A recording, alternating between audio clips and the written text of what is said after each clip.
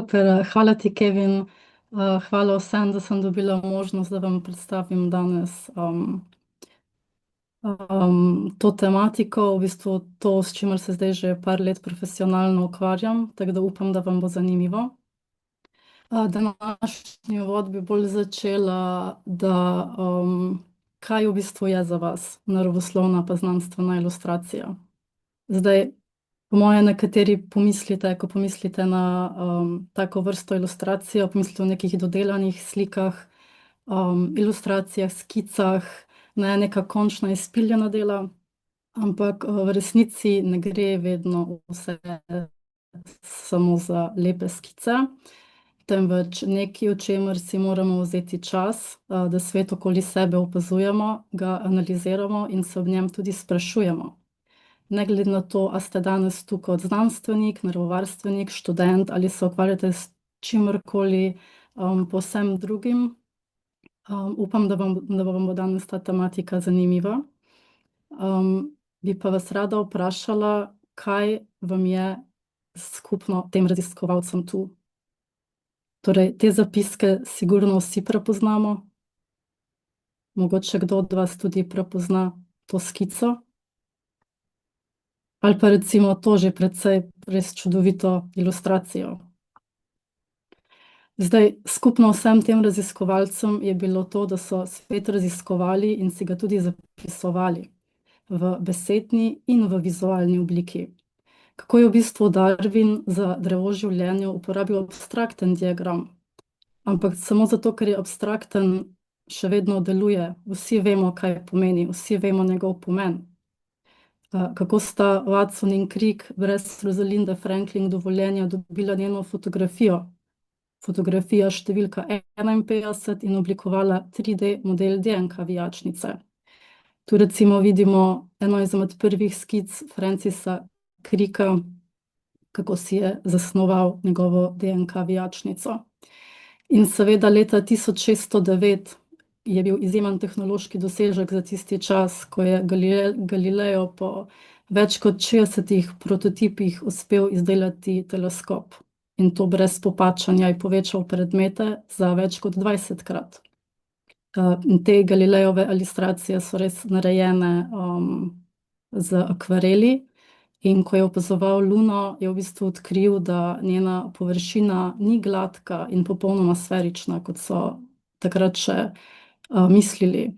In potem tudi na podlagi raziskovanja in opazovanja je tudi potem šlo v prid samemu heliocentričnemu modelu Kopernikove teorije. V bistvu smo ljudje naravo že od nekdaj upodabljali skozi umetnost.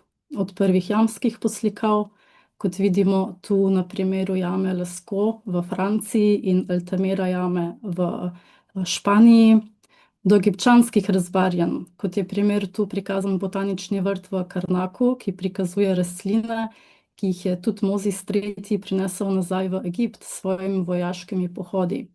V skupnem naj bi bilo tu izklesanih več kot 275 vrst.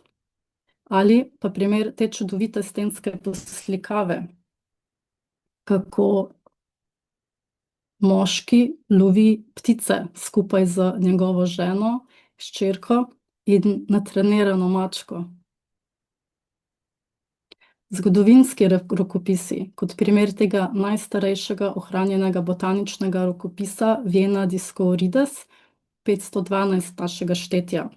Rokopis je v bistvu najverjetneje ohranjeni izvod De Materia Medicae, ki je bil narejen okoli 60. leta našega štetja, ampak žal njegovega izvirnika nimamo. Napisal pa ga je zdravnik in farmakolog Dioscorid.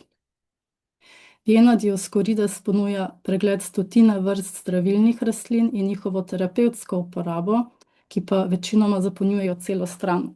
Tudi če boste kdaj videli kakšne starejše verzije Vene Dioscorides oziroma kopije, boste tudi videli, da ilustracije niso narejene skozi celotno stran. Lahko pa tu recimo vidimo Plantago lanceolata, oskolistni trpotec, Cannabis sativo, navadno konopljo in Viola odorato. dišečo vijolico. Rokopis ima poleg botanične tematike tudi več kot 100 vrst manjših slik koral, živali in ptic, ter tudi nekaj portretov. Vseeno pa iz zgodovinskega vidika je bila narava upodabljena bolj v smislu okrasitve ali simbolike. Neko pravilno prikazovanje samih subjektov pa ni bilo tako pomembno ali se pa ni izpostavljalo njegovega bistva. Do večjega preobrata začne prihajati s pričetkom znanstvene revolucije med 16. in 18. stoletjem. To prelomno obdobje je temeljito spremenilo način razumevanja narave, znanja, metod in njene glavne iztočnice vključujejo razvoj znanstvene metode, prelom s cerkvenimi dogmami in uveljavitev empiričnega mišljenja. Kot ključno leto se navaja delo Nikolaja Kopernika z objavo dela o revolucijah nebesnih sfer leta 1543, v katerem je predstavil svoj heliocentrični model. Poleg tega pa to za to obdobje tudi velja kot začetek tiskarstva in izum premičnih kovinskih črk v zahvalo Johannesu Gutenbergu. To pa je omogočalo potem tudi boljšo in hitrejšo produkcijo. Recimo tu na sliki tudi vidimo to aparaturo, kako so potem natisnili. In pred tem so pa v bistvu knjige so bile, oziroma rokopisi so bili ročno pisani in praviloma so jih ustvarjali menihi v skriptorjih. Izdelava ene same knjige je pa trajala potem tudi več mesecev. Same ilustracije so bile narejene ali ročno. Lesorez je prišel v Evropo dokaj pozno, okoli 14. stoletja, medtem ko na Kitajskem je bil izumljen v 8. stoletju. Potem okoli 15. stoletja se pa že razvije tudi globoki tisk, kar je potem za ilustracije pomenilo še nek dodaten, še bolj so lahko recimo z detajli delali, večje možnosti so imeli pri ilustraciji. Zdaj, zelo pomembne so bile tudi ekspedicije, saj so prispevale k vizualni dokumentaciji sveta in oblikovale naše razumevanje globalne biotske pestrosti. Ilustratorji so vrste pogosto risali na samem mestu, kar je omogočalo anatomsko in ekološko pravilnost. So pa včasih ilustratorji tudi samo slišali ali brali neke opise o različnih vrstah in na podlagi tega potem naredili ilustracijo. Tudi sploh v antiki pa srednjem veku je bilo značilno, da se je dajalo ilustracijam močne simbolične pomene. Pa da lahko pogledamo par primerov. Zdaj recimo, tu lahko sovo fajn prepoznamo. Slon, bober, polž, pajek, krokodil. Nam da vedeti, da je krokodil že samo zato, ker je morje pa ribe. Tu lahko že mogoče uporabimo malo več domišljije. Luske nam malo, nas lahko malo zavedajo, ampak tu je naslikan kit in moja najljubša povodni konj. No, ampak eden najbolj znanih in vplivnih primerov ilustracije vrste, ki je bilo narejeno preko opisa, in mislim, da Albrecht Dürer je tudi videl samo eno skico, precej slabo skico tega nosoroga. Torej, on ni nosoroga nikoli videl, no je pa potem iz lesoreza naredil tega nosoroga. In kot vidimo, je tu nosorog prikazan z luskami, telo ima trde, vzorčaste plošče, tudi rok ima na hrbtu zadaj. Ampak je bil Dürerjev lesorez tudi tako prepričljiv, da so evropski ilustratorji naslednjih 300 let prevzemali njegovo ilustracijo, tudi ko so že videli živega nosoroga, ki pa ni izgledal takšen. Albrecht Dürer je v bistvu splošno priznan tudi kot pionir znanstvene ilustracije. Tu vidimo dve ilustracije mladega zajca in perut zlatovranke. In tu se res ilustraciji osredotočata na samo naravo živali. Tu je bil Dürerjev cilj v bistvu čim bolj zvesto upodobiti to, kar je opazoval. Te dve ilustraciji sta narisani z akvareli, je pa tudi vmes še uporabljal neke opatske barve, ampak žal ne vem, katere so bile to. Drugi velik pionir znanstvene ilustracije je Leonardo da Vinci, predvsem zaradi velikega števila podob strojev in naravoslovnih motivov, pa tudi zaradi njegovega izjemnega prispevka kot ilustratorja človeške anatomije. V okviru njegovih raziskav je na skrivaj seceral približno 30 trupel, pač Da Vinci ni bil zdravnik in to ne bi smel izvajati, zato je v bistvu trupla iz mrtvašnice pripeljal k sebi in potem imel samo nekaj dni časa, da je lahko trupla seceral. Njegova dela v času njegovega življenja niso bila nikoli objavljena, taka dela, če bi vedeli, da so, bi imel po moje res velike probleme. Je bil pa za tisti čas vsaj 100 let pred vsemi. V bistvu do tedaj je bilo znanje o anatomiji človeka temeljilo na Claudiu Galenu. Pač kot vidimo, Claudij Galen je okoli leta 200 našega štetja. In njegova anatomska dela so slonela na seceranju večinoma opic in svin, kar je pa seveda preneseno na človeka tudi preneslo dosti napak. Uradno je šele z izdajo knjige De Humani Corporis Fabrica od Andreasa Vesaliusa igrala ključno vlogo pri ovrženju Galenovih medicinskih teorij. Tu vidite, recimo Claudij Galen je bil 200 našega štetja in De Humani Corporis Fabrica je bila objavljena leta 1543. Torej v bistvu več kot 1300 let medicina ni imela nobenega premika, v glavnem zaradi vpliva cerkve. Vesalius je izvedel tudi prvo javno seceranje človeka, kar si lahko predstavljate, da je bilo za tisti čas kar velik spektakel. Bi vas pa rada tudi opozorila na to, da že samo če pogledate te poze človekov, kako so postavljene, kakšna je njihova poza.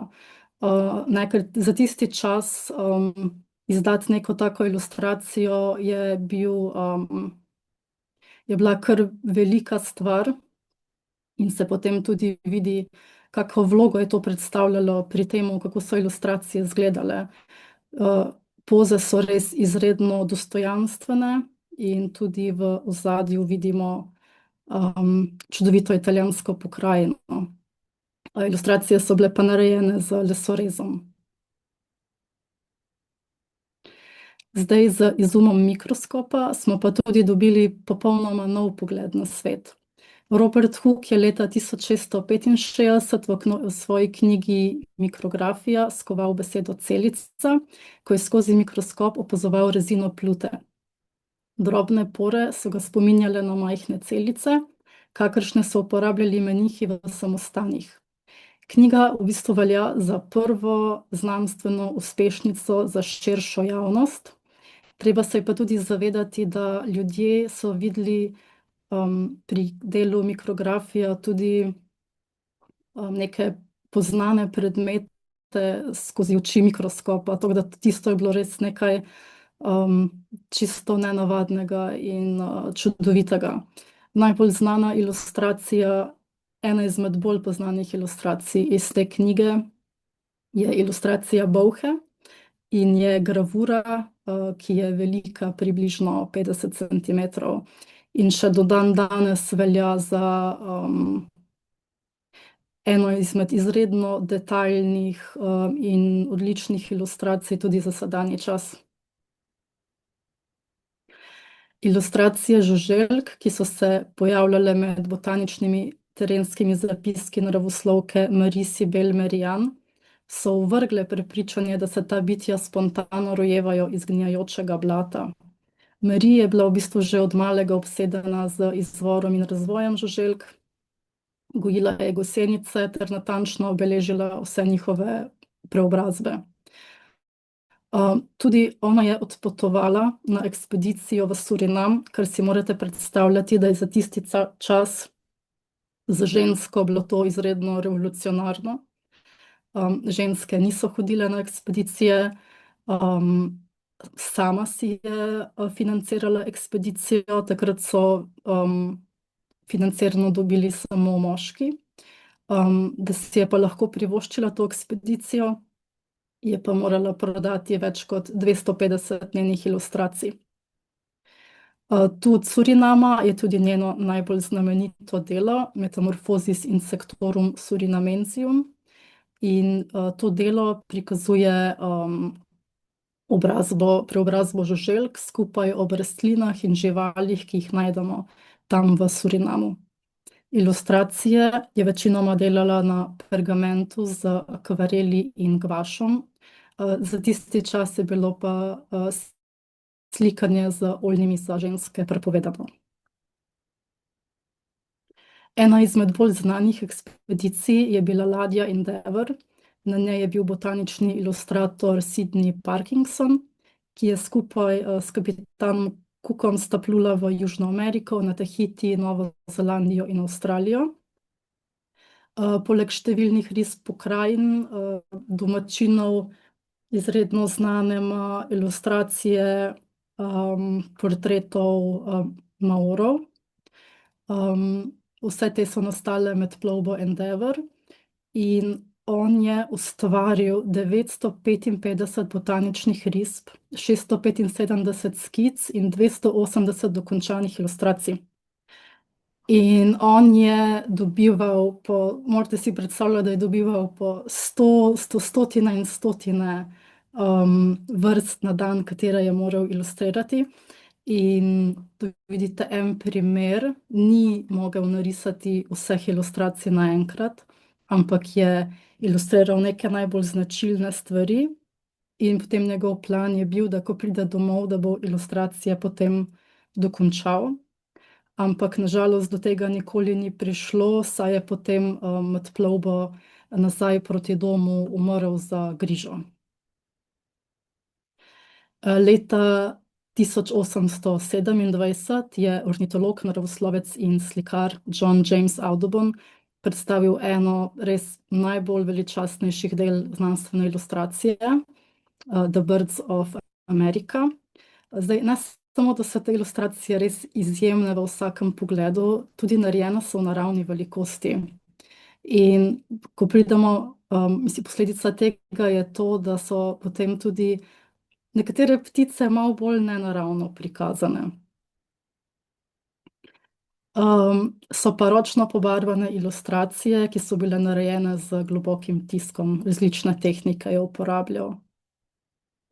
In da si samo predstavljate, koliko je res ta ilustracija velika, knjiga velika, ogromna je. Knjiga meri približno 99 krat 66 centimetrov. Leta 2010 je bila celotna prva izdaja prodana za več kot 7 milijonov funtov.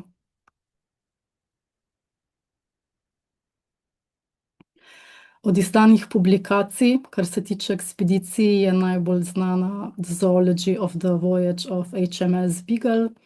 Darwin je bil član te ekspedicije in je tudi sodeloval kot urednik te publikacije. Sama publikacija ima 5 delov in je izhajala med letom 1838 in 1843. Ima več ilustratorjev, zdaj vsaki del se razlikuje po sami tematiki. Ne vem, zdaj prvi del ima fosile sesalcev, drugi del so sesalci, Tretji del vidimo tu primer ptic, četrti del so ribe, peti del so plazilci. Različni ilustratorji so, skupaj je več kot 160 ilustracij. Tu se je že pojavila nova tehnika, so litografije, to je v bistvu samo grafika na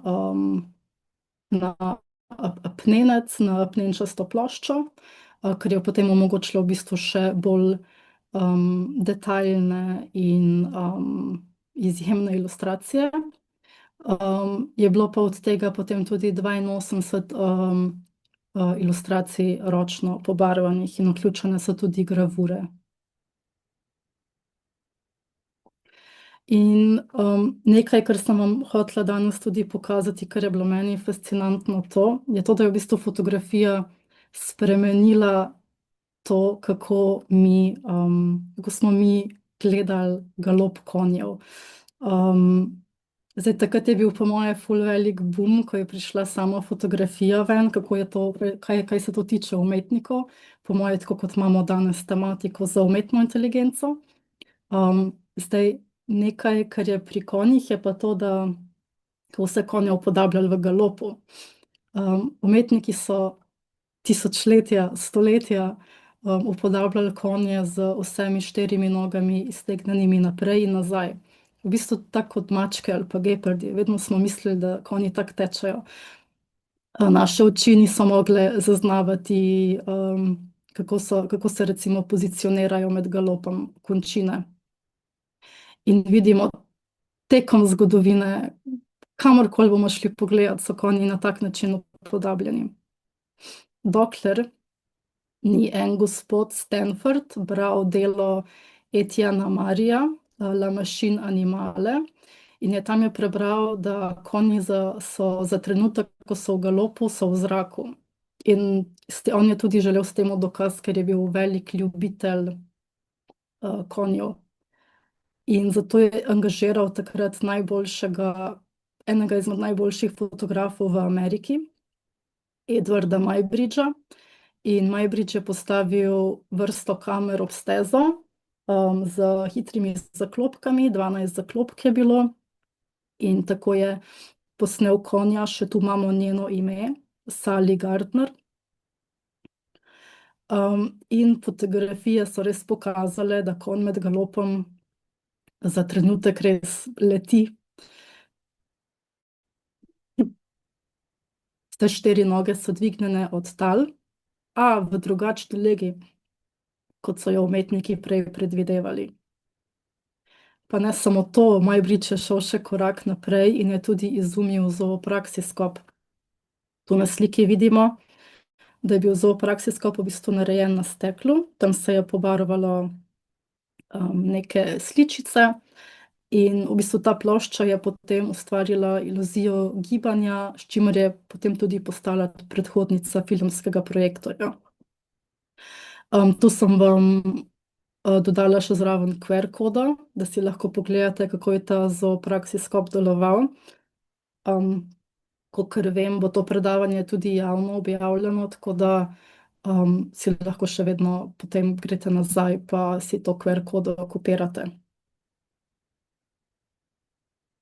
Zdaj pa k tematiki, kaj je sploh znanstvena in naravoslovna ilustracija.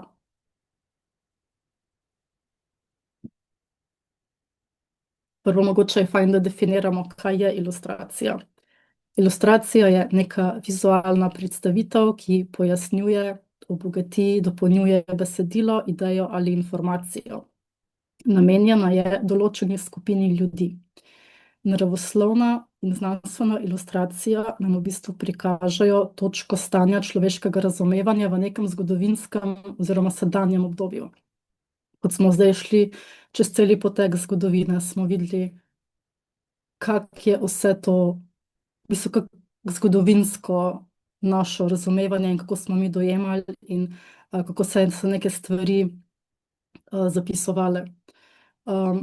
Sama znanstvena ilustracija je pa vizualna komunikacija na področju znanosti. Torej, ker je natančna in odpravlja samo dvoumnost jezika, je znanstvena ilustracija pomemben, nujen element natančne komunikacije. Znanstvena ilustracija je rigorozna, nekateri bi rekli, da je celo suhoparna. Sama znanstvena ilustracija prvotno ni namenjena estetiki, ampak razumevanju in prikazu. Detajlov se ne bo žrtvovalo za estetiko. Recimo, tu vidimo en primer znanstvene ilustracije, vedno bo zraven merilo, in tudi vidimo, da to so preproste, ampak tudi po eni strani kompleksne, ilustracije, ker mi ne smemo narediti, ilustracije prekompleksne, glaven mora biti namen in z parimi detajli moramo prikazati neko globino, neko natančnost. Naročniki so največkrat, kakšni kuratorji, raziskovalci, profesorji, inštitucije, zavodi. Uporablja se jih v določevalnih ključih, opisu vrst, znanstvenih člankih. Pardon, tu je še, italijanska verzija, se opravičujem italijanskim gledalcem.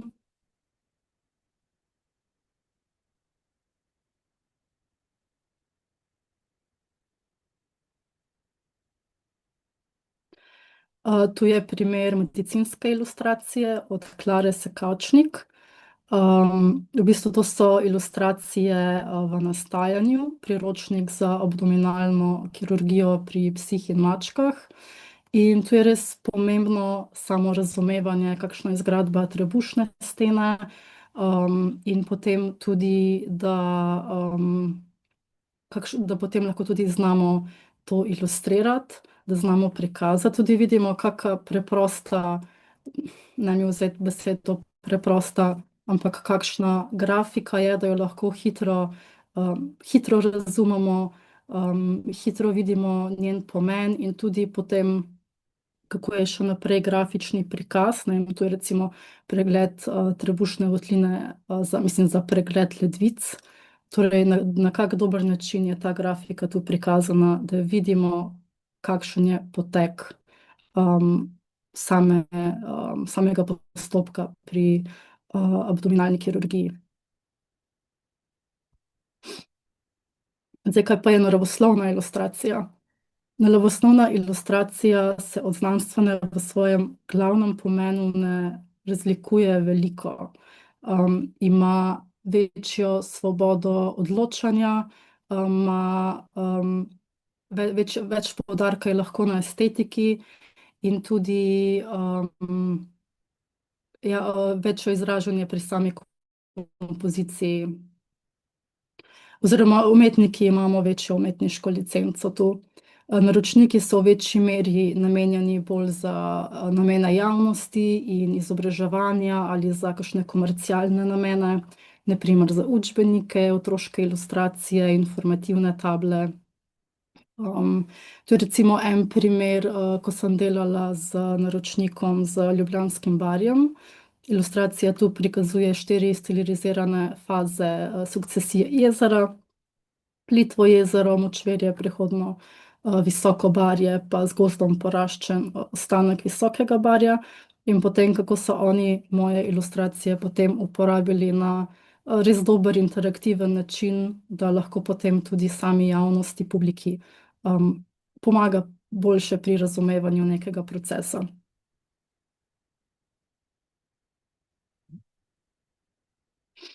Tu je en primer ilustracije, od mojega bivšega mentorja za znanstveno pa naravoslovno ilustracijo.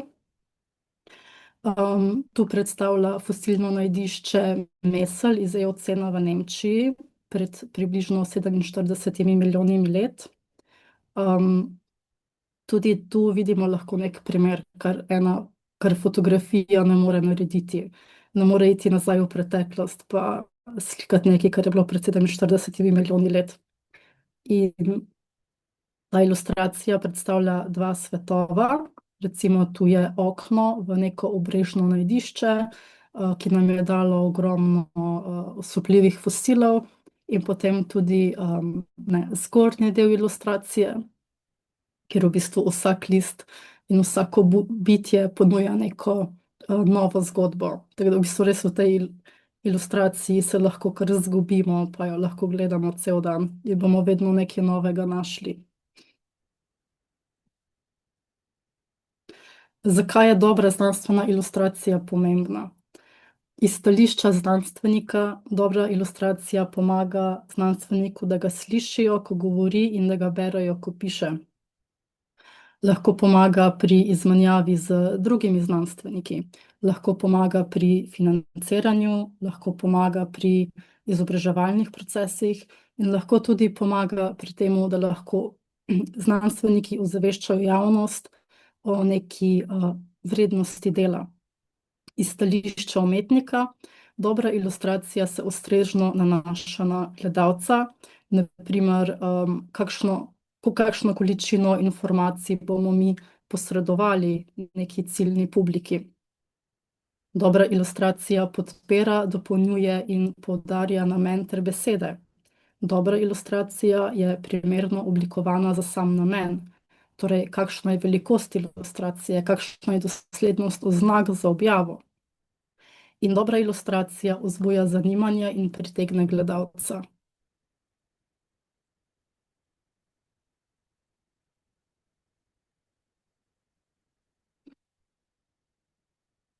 Kaj pa je še pomembno? Recimo pri organizaciji sami, katero moramo delati pri znanstveni pa naravoslovni ilustraciji, je to, da zelo čudovito bi bilo, da bi se lahko umetniki samo usedli, začeli risati, končali, pa dobili plačilo. To bi bilo zelo dobro. Ampak v resnici faza, kako da pridemo do neke ilustracije, je dolga, ne moreš hiteti. Recimo je več faz imamo. Prva je, da dobimo samo navodila o izvedbi nekega projekta in po možnosti v najboljši opciji še vzorec. Potem ilustrator prične z naslednjo fazo, to je opazovanje in preučevanje neke vrste. In v tem delu se nekako reče, da toliko časa, kolikor ilustrator opazuje in bere v nečemu, toliko časa mora tudi vložiti potem, mislim, kolikor časa vlaga v samo ilustracijo, toliko časa mora vlagati tudi v samo opazovanje ilustracije. Potem je preliminarna skica, natančna skica za predogled in šele čisto na koncu pride potem neka končna verzija ilustracije. Potem pri drugi točki imamo opazovanje in poznavanje. Zdaj, najbolj daleč pomembno v znanstveni pa naravoslovni ilustraciji je opazovanje in natančnost. Če nismo človek za to, če tega nimamo, potem ni ta tip ilustracije za nas, ker je veliko dela, veliko časa gre samo v ta del. Da dobro poznamo taksonomske vrste, taksonomske znake vrste, to je tudi pomembno. Pomembno je, da poznamo anatomijo vrste. Zakaj? Tu spodaj imam recimo primer anatomije okostja konja. Torej, okostje nam da neko zgradbo, nam da nek uklep, kako bo neka oblika, neka forma potem končna tudi izgledala. Grobo. Potem imamo mišiče, torej kje se mišice pritrjajo. In potem poglejte, kako se mišice, mislim, kako se potem tudi končna oblika živali tudi definira. Torej, mi brez anatomije, brez poznavanja same zgradbe pod kožo ne moremo narediti dobre ilustracije, ker kar je spodaj, kar vidimo spodaj, sploh recimo ta trikotniček mišice tu, to se bo pojavilo pa tudi na površini. In če nimamo dobrega poznavanja anatomije, potem tudi ne moremo narediti dobre ilustracije.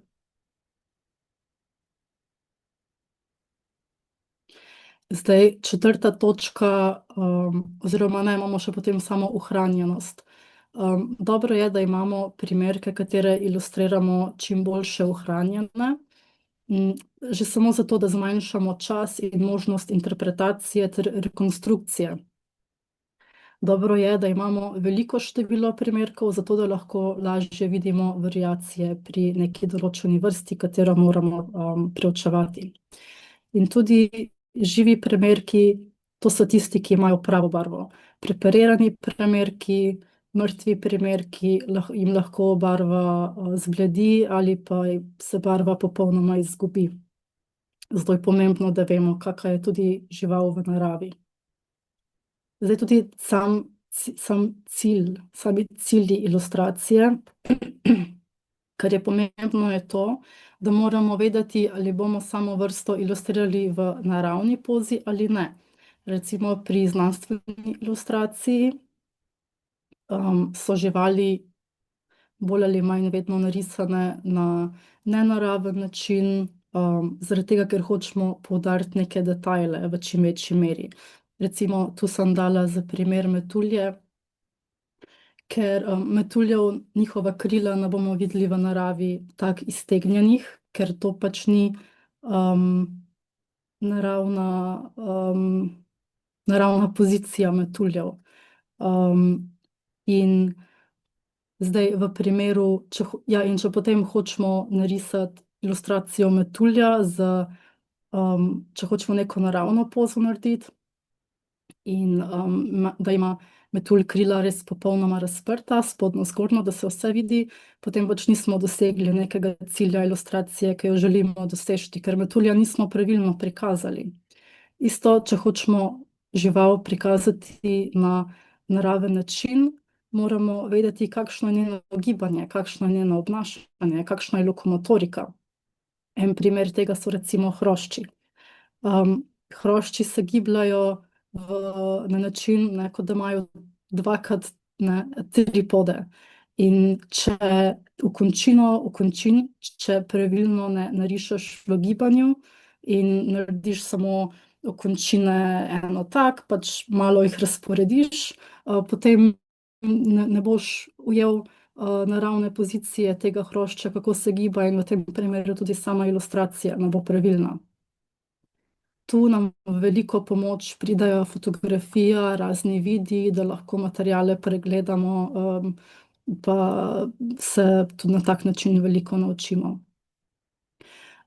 Ena stvar, kar je še, boste velikokrat videli pri sami znanstveni pa naravoslovni ilustraciji, je to, da so živali velikokrat obrnjene proti levo stran.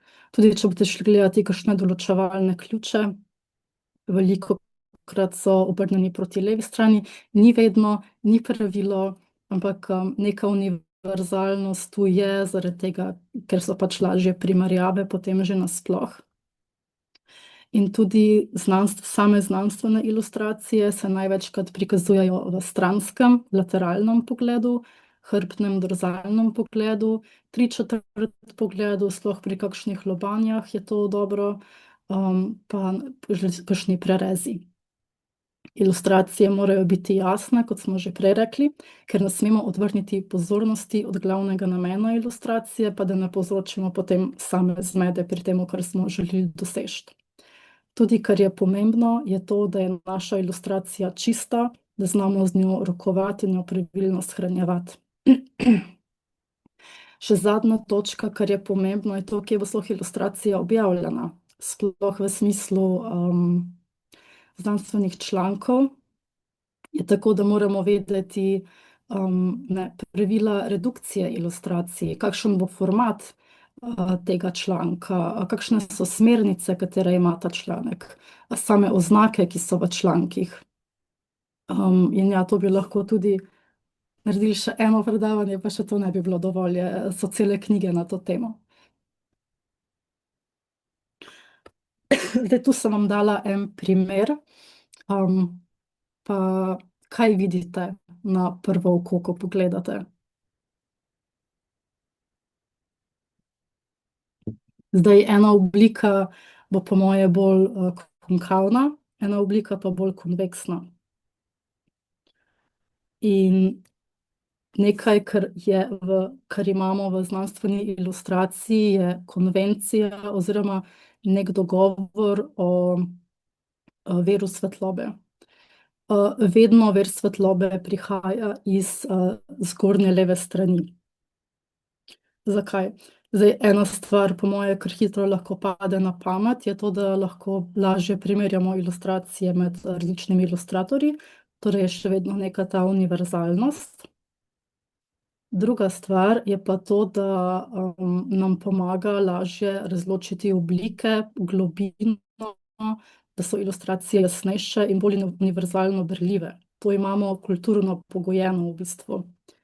Tu sem samo naredila eno kroglo, opala, za me je pa miška zginila. Aha, okej. Eno kroglo je osenčila in potem sem to isto kroglo samo za 180 stopinj obrnila. Nič drugega nisem naredila.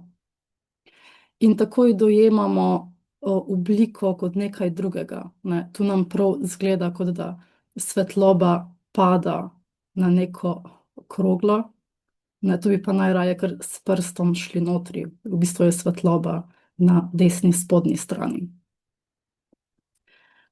Zdaj občasno za poudarjanje določenih podrobnosti, ne, ta konvencija ni pravilo, ne, to je samo neki dogovor.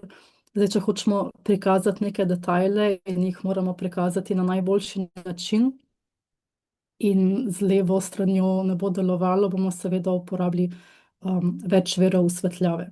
Recimo pri hroščih je pogost ta primer, da se jih osvetli in z leve in z desne strani in takrat dobimo še neko najboljšo formo in detajle. Same metode dela, ki jih imamo pri znanstveni pa naravoslovni ilustraciji, v bistvu se uporablja zelo širok nabor medijev. Naravoslovna ilustracija ima še toliko večji nabor, vse, kar si izmislimo, nam lahko pride na pamet. Sama znanstvena ilustracija ima pa še vedno bolj sloni na črno-beli tehniki, že samo iz tega, kot sem rekla, da treba enostavno prikazati neke procese z neko globino, ki jo lahko pol isto enostavno prikažemo, ker potem ilustracija dobi hitro neki smisel. Zdaj, najpogostejše metode pri znanstveni ilustraciji so pikanje. Pikanje je po moje eno izmed bolj kompleksnih metod pri znanstveni ilustraciji. To je pa zaradi tega, ker ni samo, da pikamo, ampak kot vidite, sem tu svojo ilustracijo povečala. Pike morajo biti naključno razporejene, ne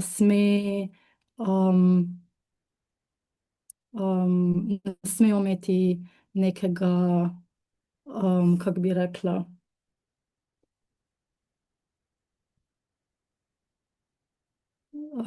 pike ne smejo predstavljati neke oblike kot nekega vzorca, razen če je to naš cilj.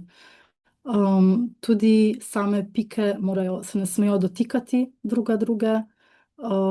Seveda tam, kjer so mesta zgostitve, tam se bojo dotikale. In pri pikah je pomembno to, če ste recimo, ali pa če boste zdaj probali ful hitro pike delati, boste videli, da boste naredili piko in repek, bo pika imela neki repek. In ta repek je v znanstveni ilustraciji ni zaželen, ni sprejemljiv, ker v bistvu pokaže na neko površnost in hitro delo. Druge metode so šrafiranje in navzkrižno šrafiranje. To je isti sistem kot pike, samo da namesto pik uporabljamo črte. In potem tudi čečkanje. Čečkanje je v bistvu nek vzorec, ki ga imate, nek random vzorec, naredite nek naključni vzorec, ampak pomembno je to, da je ta vzorec konzistenten in ga potem tudi uporabljate. Zdaj, same metode se lahko med sabo v eni ilustraciji tudi, ni treba, da imamo samo pikanje ali pa pol samo šrafiranje, ampak samo čečkanje. Mislim, saj še več metod obstaja, samo te so res take zelo pogoste. V eni ilustraciji imamo lahko več teh metod in recimo tudi dobra stvar, ki pride do ločitve, je, če bi mogli na ilustraciji narediti um, kost pa hrustanec in potem bi lahko nekaj popikali, nekaj bi lahko sčečkali ali pa šrafirali in potem bi bilo vizualno bolj ločljivo, pa v bistvu še bolj primerno, kot pa če bi samo eno metodo uporabili. Pa da vam še predstavim par mojih del, koliko je že minilo. Okay. Še hitro bomo šli čez par mojih del skozi. Tu smo v sklopu projekta Across for Us naredili par ilustracij. Par je bilo ilustracij za promo material, smo naredili te luškane torbice in potem smo te ilustracije tudi še v akvarelni obliki, sem jih naredila. Primeri del je tudi ilustracija modre rakovice, ki sem jo naredila za 60. obletnico akvarija Pirana. In to je tudi tak lep primer, kako se lahko tudi javnost ozavešča o samih invazivnih vrstah. Potem z Krinskim parkom Zgornja Idrijca smo naredili take lepe botanične, sem naredila take lepe botanične ilustracije. Zdaj ne vem še, ali je v centru za obiskovalce postavljeno ali ne, no. Ampak kar mi je bilo všeč pri tem projektu, je bilo glih to, da smo mogli narediti, želeli so ali prozorno ali prosojno podlago, kar je bil neki izziv, ker še tega nisem nikoli delala. Tako da sem po moje kar ene pol leta iskala različne materiale, pa probavala različne stvari, da smo potem našli nek sistem, ki nam je ustrezal. In na tem risalnem filmu, ker je v bistvu plastika, so se potem barvice zelo, zelo, zelo lepo obnesle in so tudi same ilustracije prišle ven zelo, zelo lepe. Tudi v Prirodoslovnem muzeju sem naredila ilustracije 4 vrst, vidre, nutrije, pižmovke pa bobra, ki so si na videz zelo podobne in potem je tu spodaj tudi prikazano, po kakih znakih se jih loči. Tu sem v bistvu delala ilustracije z suhimi pasteli in potem še en primer naročnikov je tudi pri Krajinskem parku Goričko. Tu je postavljenih več informativnih tabel. Na gozdni poti Tromejnik, Ledovsko jezero, reka Ledava, da potem se lahko obiskovalci tudi poučijo o samem habitatu, po samih vrstah, ki se pač nahajajo na nekem območju. Tu sem dodala še slajd, kje me lahko najdete. Pa literaturo, da si lahko potem, če bo koga zanimalo, tudi pogleda, katero literaturo sem danes uporabljala vse za to predavanje. Tako da hvala za pozornost.